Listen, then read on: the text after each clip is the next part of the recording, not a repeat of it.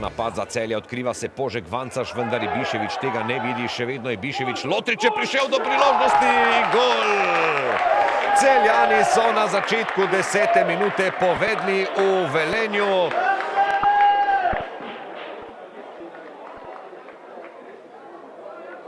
Podaja proti Požegu Vancašu, še vedno Požek Vancaš, a zdaj Štraus.